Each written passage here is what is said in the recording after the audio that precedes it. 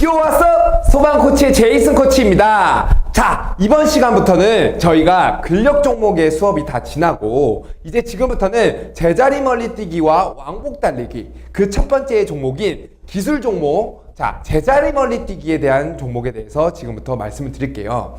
제자리 멀리 뛰기 굉장히 어려워하시는 분들도 많고 굉장히 어떤 식으로 접근해야 되는지 생각을 못 하시는 분들이 많은데, 제가 체대 입시에서 제자리 멀리 뛰기를 지금까지 그 누구보다도 영상을 많이 찍어온 사람으로서 이 제자리 멀리 뛰기만큼은 제가 가장 쉽고 이해하기 쉽게, 그리고 기록이 빠르게 향상될 수 있도록 수업을 지금부터 진행을 해보겠습니다. 자, 제자리 멀리 뛰기 기술 종목의 첫 번째 종목인데요. 자, 제자리 멀리 뛰기에서 알고 계셔야 되는 부분은 바로 신체 구조가 어떤 식으로 구성되어 있는지를 먼저 아셔야 됩니다.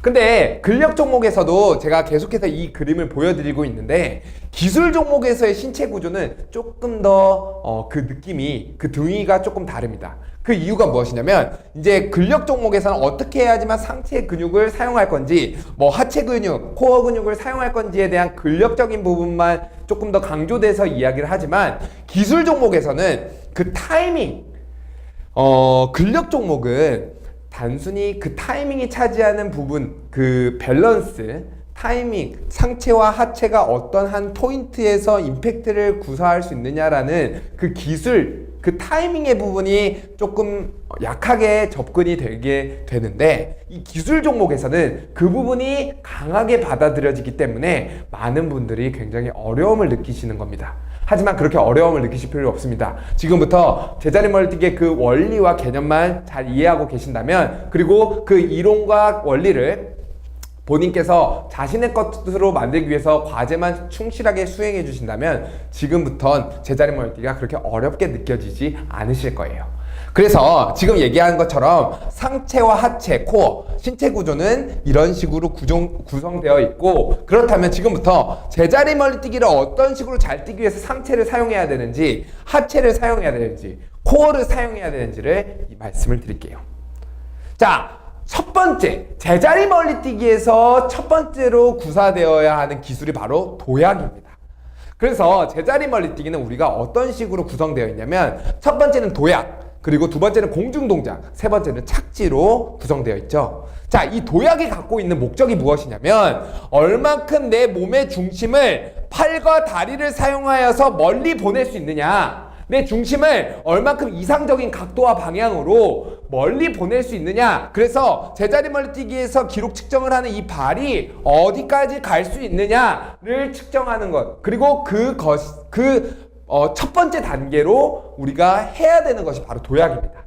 아시겠죠? 제자리 멀리 뛰기는 뭐라고요? 도약이라는, 제자리에서 얼만큼 내 몸의 중심을 멀리 보내느냐가 바로 제자리 멀리 뛰기의 목적이라는 그 부분을 꼭 짚고 넘어가셔야 됩니다. 무작정 멀리 뛰는 거야, 무릎 빨리 당기는 거야, 그게 제자리 멀리 뛰기야. 절대 아닙니다. 몸의 중심을 도약의 과정, 팔과 다리를 사용해서 어떻게 멀리 보낼 수 있느냐가 바로 제자리 멀리 뛰기라는 것만 아셔도 바로 오늘 제자리 멀리 뛰기 굉장히 쉬워지실 거예요. 자, 그래서 도약에서 우리가 팔과 다리를 사용해서 이제 몸의 중심을 앞으로 보내게 되는데, 그럼 첫 번째, 팔의 역할은 과연 무엇이냐? 자, 팔의 역할은 제가 제 팔을 뒤에서 백스윙 한 이후 뒤에서 팔을 앞으로 보내면서 내 상체를 이용해서 몸의 중심을 앞으로 보내는 역할을 하는 것이 바로 팔입니다. 그래서 내가 얼만큼 팔을 뒤로 크게 칠 수 있느냐에 따라서 이 각도, 이 범위에 따라서 내가 팔에서 발생하는 힘의 크기를 좌지우지하게 되는 거예요. 내가 만약에 도약 자세에서 팔을 요만큼 쳤다, 내 팔이 가는 도약에서 팔의 위치가 여기에서 앞으로 이렇게 친다 라고 하면, 내가 지금 팔에서 발생하는 힘은 여기에서 요만큼이 되는 거죠. 근데 만약에 지금 사진에서 보여지는 것과 같이 팔의 각도가 여기에서 시작돼서 이만큼 앞으로 칠 수 있다라고 하면 내가 팔에서 발생하는 힘이 더 크게 되는 겁니다. 그래서 도약에서에서 우리가 첫 번째로 가져가야 되는 포인트는 바로 이 팔의 움직임이에요. 팔이 얼마큼 뒤로 크게 가서 팔과 내 상체가 가지고 있는 이 각도가 크냐에 따라서 힘의 크기라는 거, 그리고 그 힘의 크기가 바로 이 몸의 중심을 앞으로 보내는데 첫 번째로 역할을 한다라는 거, 이 부분을 꼭 알고 가셔야 됩니다. 그리고 두 번째가 무엇이냐면 바로 다리예요. 다리는 어떤 역할을 하냐면, 자, 이해하기 쉽게 제가 말씀을 드릴게요. 자, 스프링이 하나 있습니다. 스프링이 이렇게 제 손 위에 있어요. 첫 번째의 경우 스프링을 요만큼만 누릅니다. 그렇게 돼서 손을 떼게 되면 어떻게 되죠? 스프링이 위로 올라가지만 그 올라가는 높이가 굉장히 작게 돼요. 그런데 만약 내가 스프링을 위에서 꾹 눌렀습니다. 그리고 나서 손을 뗐어요. 그러면 그만큼 스프링이 위로 올라가는 높이가 커지게 됩니다. 똑같이 다리라고 생각하시면 돼요. 우리가 엉덩이, 지금 여기에 있는 부분, 이 엉덩이와 무릎을 얼마큼 내가 낮춰서 그리고 나서 무릎을 구부려서 무릎을 펴냐에 따라서 다리에서 사용되는 힘이 결정되는 겁니다. 그래서 내가 만약 엉덩이를 요만큼 낮췄을 때의 경우와 이만큼 낮췄을 때의 경우에 힘의 크기가 차이가 형성된다는 거죠. 그래서 우리가 도약의 동작을 할 때는 팔과 다리에 신경을 쓰면서 그 원리를 생각하면서 도약 연습을 하셔야 됩니다. 아시겠죠? 그리고 나서 우리가 도약을 통해서 이제 팔과 다리의 힘을 사용하게 되는데, 여기에서 한 가지 포인트가 무엇이냐면, 잘 보세요. 제가 보이는 이 어깨와 이 무릎이 일직선의 형태를 갖고 있죠. 이 이유가 무엇이냐면, 자, 제자리 멀리뛰기를 할 때 우리가 어떤 식으로 방향성을 가져야지만, 이제 공중동작으로 넘어가기 전에 한 가지 제가 팁으로 말씀을 드리는 겁니다. 도약에서 공중동작으로 넘어갈 때 어떤 방향성을 가져야 되냐, 제가 도약에서는 다리를 구부릴 때 스프링을 수직으로 눌러야 된다라고 말씀을 드렸어요. 그래야지만 제가 갖고 있는 다리의 힘을 100% 다 쓸 수 있기 때문이죠. 그리고 나서 가장 이상적인 각도로 제 투사체를 멀리 보내기 위해선 35도에서 45도의 각도를 형성해 줘야 됩니다. 그런데 이런 경우들이 있어요. 내가 상체를 도약에서 내 몸을 아래로 내릴 때 수직으로 누르는 것이 아니라 45도 방향으로 내려가면서 수직으로 누르는 사람들이 있습니다. 그렇게 될 경우에 어떤 게 떨어지죠? 발 뒤꿈치가 떨어지게 됩니다. 그리고 나서 이 어깨선이 무릎선보다 앞으로 나오게 됩니다. 그렇게 되면 자세가 불안정해질 뿐만 아니라 제 발 뒤꿈치와 내 어깨가 앞으로 가게 되면서 다리에서의 큰 근육을 위치하고 있는 이 다리 뒤에 있는 햄스트링의 근육의 힘을 100% 사용할 수 없게 됩니다. 그래서 내가 내려갈 땐 수직으로 눌렀다가 45도로 앞으로 나아가려고 도약에서는 가지고 가야 하는데, 내가 어깨가 앞으로, 욕심이 먼저 앞서서 어깨가 앞으로 간 상태에서 공중동작으로 이어지게 되면 발 뒤꿈치가 들리거나 혹은 다리가 이렇게 끌리게 되는 현상이 그래서 발생하는 겁니다. 그래서 도약에서 꼭 알고 계셔야 되는 부분은 무엇이냐면, 팔과 다리의 역할과 그 힘의 크기, 그리고 나서 이 어깨와 무릎이 일직선으로 된 상태, 즉 수직으로 눌렀다가 35도에서 45도의 투사체를 이동 방향으로 보내줘야 된다는 걸 도약에서 꼭 알고 가셔야 됩니다. 아시겠죠? 도약에서는 어떤 방향으로 힘을 눌러줘야 된다고요? 무조건 수직입니다. 그러기 위해서는 그 팁이 바로 발 뒤꿈치가 떨어지지 않고 어깨와 무릎이 일직선의 선을 유지해줘야 된다는 게 바로 포인트라는 거, 도약에서 꼭 알고 넘어가셔야 됩니다. 아시겠죠? 자, 그리고 나서 이제 공중동작으로 넘어가게 됩니다. 자, 공중동작에서 저희가 알아야 되는 부분은 바로 이 각도입니다. 각도가 많은 분들이 너무 높이에 치중한 나머지 75도 그리고 50도 이상으로 높게만 뛰시는 분들이 굉장히 많습니다. 절대로 그래서는 안 되고요. 팔의 위치가 35도에서 45도 방향을 위치해 주셔야 되는 포인트가 한 가지 있고요. 그리고 나서 이 무릎이 가슴으로 빠르게 당겨줘야 되는 포인트가 하나 있습니다. 그 이유는 무엇이냐면, 저희가 결국엔 제자리 멀리뛰기 기록 측정하는 형태 특성상 발의 위치가 어디에 있느냐에 따라서 제자리 멀리뛰기 기록을 측정하기 때문에, 그렇게 되면 발을 내가 어떻게 멀리 보낼 수 있느냐에 대한 포인트를 생각을 하셔야 되는데, 그러기 위해서는 이 발이 지면의 높이에서 높게 위로 올라가야 되고, 그 표식으로 우리가 무릎을 가슴으로 빨리 당겨야 된다라고 이야기를 말씀을 드리는 겁니다. 그래서 도약에서 팔이 뒤에서 앞으로 강하게 처지고 무릎이 구부러졌다 발이 펴지면서 그 다음에 공중동작에서 무릎이 가슴으로 당겨지게 되는 거죠. 근데 이런 분들이 있어요. 아, 선생님, 공중동작에서 무릎 가슴으로 당겨지는 거 너무 당연한 얘기죠. 근데 선생님, 저는요, 무릎이 가슴으로 빨리 당겨지지 않습니다. 라고 하시는 분들이 있는데, 그런 분들은 이 발의 위치를 조금 더 쉽게 생각하시면 되는데요. 제가 지면에서, 도약에서, 이 자세에서, 자, 여기에서 팔이 앞으로 처지고 무릎이 구부러졌던 게 펴지면서 이제 45도 방향으로 앞으로 나오게 되죠. 그러면 아직까지 지면이 발에 떨어져 있는 상태에서, 자, 발을 제 허벅지 밑부분이 있는 쪽으로 빠르게 당겨 끌어오는 동작을 생각을 하신다면, 영상을 통해서도 제가 다시 한번 설명을 해드리겠지만, 자, 발 뒤꿈치가 허벅지로 오는 이 구간을 빠르게 가져간다라고 생각하시면 무릎은 저절로 가슴으로 빠르게 당겨지게 됩니다.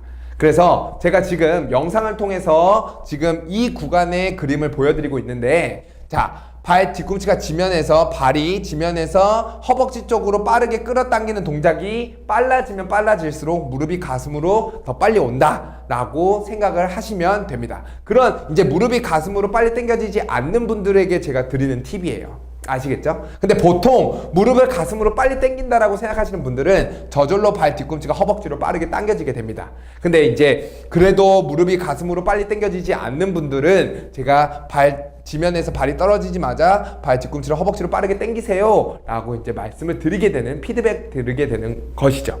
아시겠죠? 자, 그렇게 돼서, 자, 무릎이 공중동작에선 무릎이 가슴으로 빠르게 당겨져야 된다는 거, 요 포인트를 꼭 알고 계셔야 됩니다. 이상적인 각도는 35도에서 45도, 그리고 나서 무릎을 가슴으로 빨리 당겨야 된다는 거, 그리고 나서 저희가 마지막 기술인 착지에서는, 자, 무릎을 가슴으로 당겨서 발을 제가 지면에서 높이 있게 당겼습니다. 공중동작에서. 그 다음에 착지에서 결국 우리가 발의 위치가 어디 있느냐에 따라서 제자리 멀티 기록이 측정이 되어지는 특성상 이 발이 얼마큼 앞으로 멀리 뻗느냐의 동작이 바로 착지에서 가지고 가야 되는 부분인데, 그렇게 발을 앞으로 멀리 보내기 위해서 우리가 어떤 식으로 생각하면 되냐면요, 요 발 뒤꿈치를 생각하시면 됩니다. 저희가 제자리 멀리뛰기에서 발 뒤꿈치가 어디 있느냐에 따라서 그 기록이 측정되는 형태 특성상 이 발 뒤꿈치를 멀리 보내는 게 착지 구간에서 굉장히 중요한데, 무릎을 가슴까지 당겼다면 그 이후 발 뒤꿈치를 보다 더 멀리 보낸다라고 생각을 하시면서 자세를 낮추시게 되면 됩니다. 그리고 나서 제가 지금 이제 여기에서 착지를 한 이후 머리와 어깨가 내 무릎보다 앞쪽에 있어야만 착지 이후 뒤로 파올라는 경우가 없기 때문에 마지막 중심을 꾹 눌러줘야 되는 것까지가 바로 착지에서 갖고 가야 되는 포인트인 거죠. 그래서 많은 분들이 제자리 멀리뛰기 하면 이제 무릎을 발 뒤꿈치로 빨리 당기는 거야, 무릎을 가슴 쪽으로 빨리 당기는 거야, 발 뒤꿈치를 허벅지로 빨리 당기는 거야, 요 부분만 생각하고 있어서 제자리 멀리뛰기가 잘 안 되시는 분들이 많은데, 사실 제자리 멀리뛰기에서의 팔알은 도약이 결정이 됩니다. 내가 얼마큼 팔을 강하게 힘을 발생시키는지, 다리에서 힘을 많이 발생시키는지에 따라서 이미 여기에서 나타나는 힘의 크기에 따라서 이미 몸의 중심을 멀리 보내지는 거고요. 공중동작이랑 착지는 이미 결정되어 있는 몸의 중심의 힘의 크기에서 얼만큼 거기에서 5cm, 10cm 더 멀리 보낼 수 있느냐에 대한 기술이기 때문에 어떤 분들은 공중동작이랑 착지가 잘 안 돼도 만점이 나오시는 분들이 있는 것은 바로 도약이 이미 만점이 넘어가는, 거기에서 팔과 다리에서 힘이 이미 도약에서 만점을 넘어가 버리는 상황이기 때문에 어떤 분들은 무릎을 가슴으로 당기는 것도 굉장히 늦고 발도 그냥 툭 떨어지는데 270이야 이런 분들은 팔과 다리에서 도약에서 발생되는 힘이 벌써 270을 넘었기 때문에 그래요.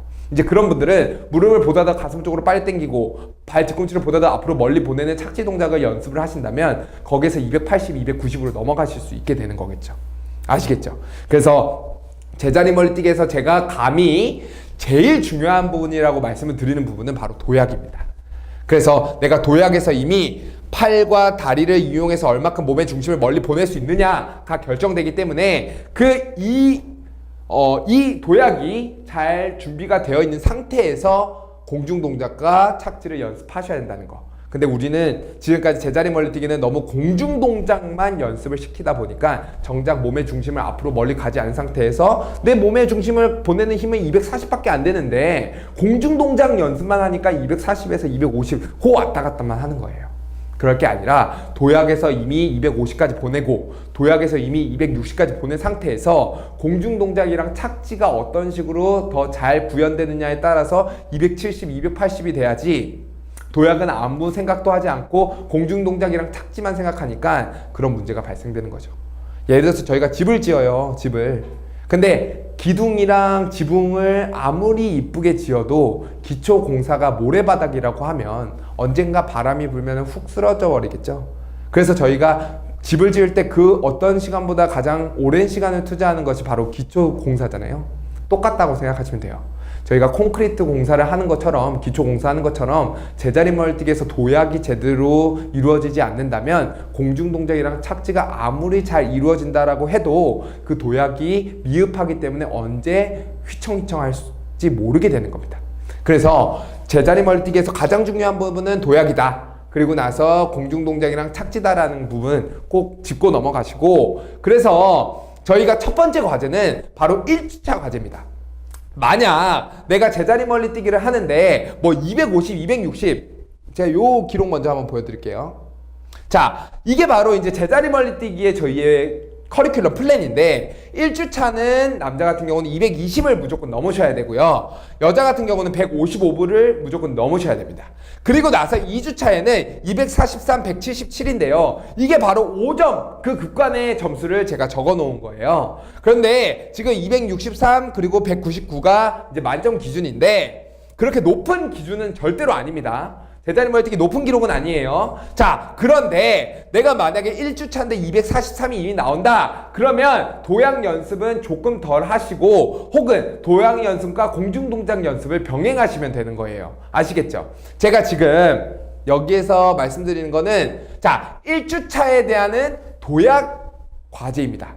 그래서 영상에서 나오는 것처럼 중심을 위로 보내는 것, 그래서 단순히 내 몸의 중심을 어떻게 팔과 다리를 사용해서 옮겨지고 있느냐의 느낌을 찾는 것과 그 기술의 타이밍을 찾는 연습을 여기에서 하게 되는 것입니다. 그래서 이제 팔과 다리를 사용해서 몸의 중심을 이동하는 느낌. 그래서 처음에는 뭐 1m를 보냈다, 그 다음에는 120m 보냈다, 그 다음에 180m 보냈다, 그 다음에 2m 보냈다. 지금 보여드리는 영상과 같이 몸의 중심을 위로 보내는 걸 도약 연습에서 첫 번째 주차에서 우리가 진행하는 과제고요. 두 번째 과제는 바로 이제 공중 동작, 무릎을 가슴으로 당기는 동작. 그래서 팔과 다리를 사용해서 도약이 이루어진 이후 무릎을 가슴으로 빠르게 당기는 동작을 저희가 과제 2로서 2주차의 공중 동작 연습을 하게 되는 겁니다. 중급 난이도고요. 그리고 마지막 상급 난이도에서는 발 뒤꿈치를 멀리 보내는 착지 연습까지 병행을 하게 되는 거죠.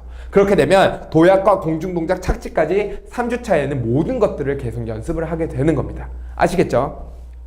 그래서 내가 만약에 지금 여기에서 나와 있는 플랜처럼 기록이 나와 있고 근데 내가 지금 1주차인데 벌써 250이 넘는다 하시는 분들은 도약과 공중동작, 착지까지 병행하시면 되는 거고요. 내가 만약에 243, 40대다 그러면 도약과 공중동작을 함께 병행하시면 되는 거고요. 근데 내가 만약에 220이다 그러면 지금은 공중동작보다는 도약의 연습을 먼저 하시는 게 맞습니다. 그래서 제가 과제에서도 1주차에서는 이거 무조건 하셔야 됩니다. 몇 세트 몇 세트라고 말씀드리는 것이 아니고 제가 지금 주차별로 내용을 적어놓고 시간으로 적어놓은 이유는 각각의 역량이 다르시기 때문에 그래요. 220의 구간이라고 남자 기준 220, 여자 기준 155 구간이라고 생각하시는 분들은 1주차에 도약 연습을 꼭 해주셔야 됩니다.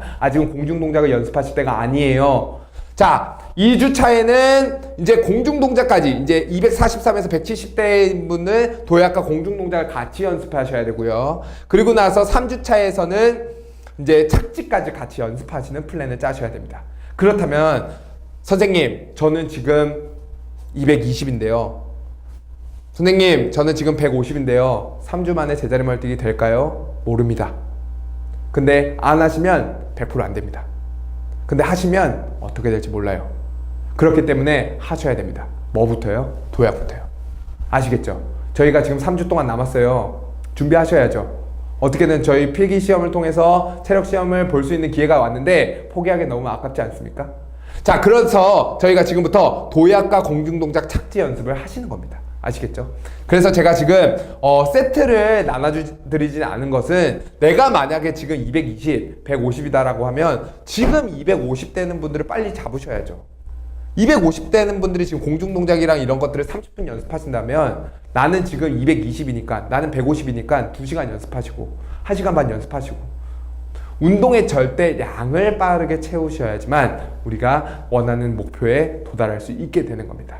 아시겠죠? 그렇게 돼서 제자리 멀리뛰기 같은 경우는 지금 내가 만약에 첫 주차에서 도약이다. 근데 만약에 내가 첫 주차인데도 불구하고 기록이 243 기준, 2주차의 목표의 기준에 올라왔다 하시는 분들은 공중동작까지 같이 하셔도 되고요. 만약에 내가 260대다 하면은 첫 주차부터 착지까지 세 가지를 모두 다 연습하셔도 되고 그 대신 이제 아무리 260이라고 하셔도 도약의 느낌을 알고 하시는 것과 모르고 하시는 거에는 큰 차이가 있기 때문에 도약, 공중동작, 착지 연습을 같이 병행하시는 걸 추천해 드리는 겁니다. 그렇게 돼서 제자리 멀리뛰기가 이제 꼭 기록 측정을 하루에 2번씩 해주시는 거는 제가 꼭 커리큘럼에서 선택이 아닌 필수라는 걸 말씀을 드렸고요. 지금 여기에 나와 있는 과제를 꼭 하루 매일매일 꾸준히 해주셔야 됩니다. 언제까지요? 3주간. 딱 3주간만 운동 프로같이 연습하시면 됩니다. 저희 3년 동안 할 거 아니잖아요.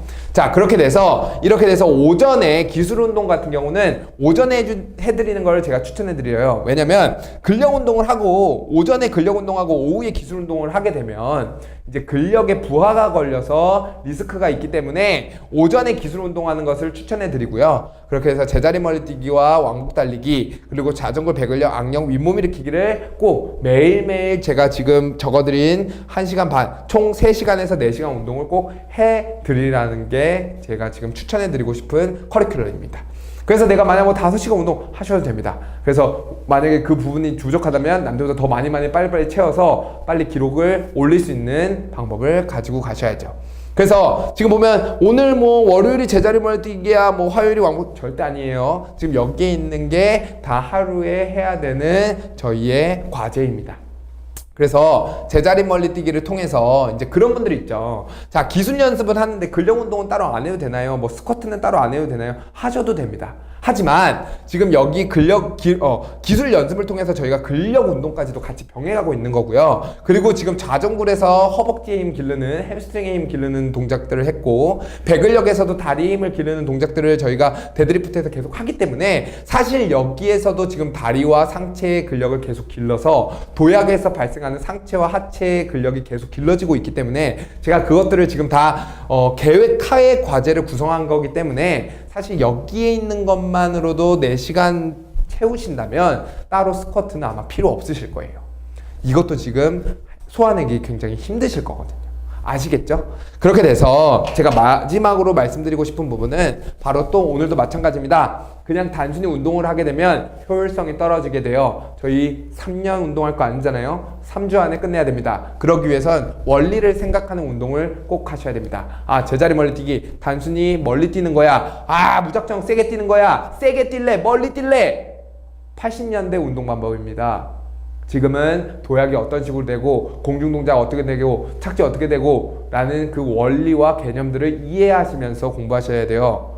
요즘에 영어 단어도 그냥 안 외우시잖아요. 어근과 어휘가 어떤 식으로 종류가 나눠져 있는지를 파악하시면서 영어 단어를 외우신 것 같이 운동도 마찬가지입니다. 자, 운동은 타고나는 것이 아닌 만들어지는 거다. 지금까지 제자리 멀리뛰기 누군가는 그냥 막 뛰는데 260 나와 쟨 타고났어 이렇게 생각하셨던 분들 절대로 아니라는 거. 그분은 남들에 비해 팔과 다리의 근력이 더 컸기 때문에 그리고 팔과 다리를 사용하는 그 타이밍이 남들보다 조금 더 살아가는 환경 속에서 그 맞춰지는 경험들을 이미 하셨기 때문에 남들보다 제자리 멀리뛰기의 기록이 높은 것이지 그리고 저 학생은 제자리 멀리뛰기를 잘 뛰게끔 누군가가 만들어줬다는 것은 아니라는 거죠. 그래서 제가 지금 말씀드렸던 것처럼 도약과 공중동작 착지에 대한 이 기본 원리와 개념들이 이미 나와 있기 때문에 이것들을 본인의 것으로 만드는 시간들, 어떤 시간? 과제 시간을 통해서 본인의 것들을 빠르게 누구보다도 빠르게 만들면 우리가 3주 안에 만점까지도 도달할 수 있게 되는 거죠. 제자리 멀티기 남자 만점 기준, 여자 만점 기준 절대로 어려운 기록이 아니기 때문에 마음만 먹고 제가 지금 드리는 과제를 충실하게만 수행하신다면 어떤 분이든지 만점이 나오실 수 있게 될 테니까요. 지금 수업을 통해서 제자리 멀티기에 대한 그 느낌을 아셨다, 그 원리를 이해하셨다면 지금부터는 과제를 통해서 본인의 것으로 만드는 시간을 갖길 바랄게요.